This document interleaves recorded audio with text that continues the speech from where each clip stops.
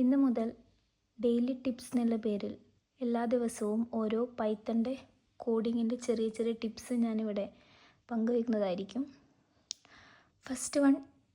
ഇന്നത്തെ first tip എന്ന് പറയുന്നത്, suppose when we use list comprehensions instead of for loops when building new list.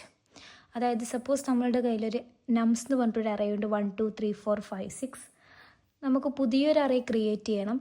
ആ അറേയുടെ പേരാണ്, പുതിയൊരു ലിസ്റ്റ് ക്രിയേറ്റ് ചെയ്യണം. ആ ലിസ്റ്റിൻ്റെ പേരാണ് സ്ക്വയേഴ്സ്. ആ സ്ക്വയേഴ്സ് എന്ന് പറയുന്നതിൽ എന്തുണ്ടായിരിക്കണം, ഈ നമ്പേഴ്സിൻ്റെയൊക്കെ സ്ക്വയേഴ്സ് ആയിരിക്കും നമ്മൾ സ്റ്റോർ ചെയ്യേണ്ടത്. അപ്പോൾ നോർമലി ട്രഡീഷണൽ വേയിൽ എങ്ങനെയാണ് ഇത് ചെയ്യുക വെച്ചാൽ, ഫോർ ലൂപ്പ് യൂസ് ചെയ്ത് നം എന്ന് പറയുന്നൊരു വേരിയബിൾ യൂസ് ചെയ്തിട്ട് ഈ നംസ് എന്ന് പറയുന്ന ഈ ലിസ്റ്റിൽ ഐട്രേറ്റ് ചെയ്തിട്ട് സ്ക്വയർ ഡോട്ട് അപ്പൻഡ് നം ഇൻറ്റു നം. അപ്പം ആ പുതിയൊരു അരയിലേക്ക് ഇതിൻ്റെ സ്ക്വയേഴ്സ് സ്റ്റോർ ആവുന്നതായിട്ട് നമുക്ക് കാണാൻ വേണ്ടി സാധിക്കും.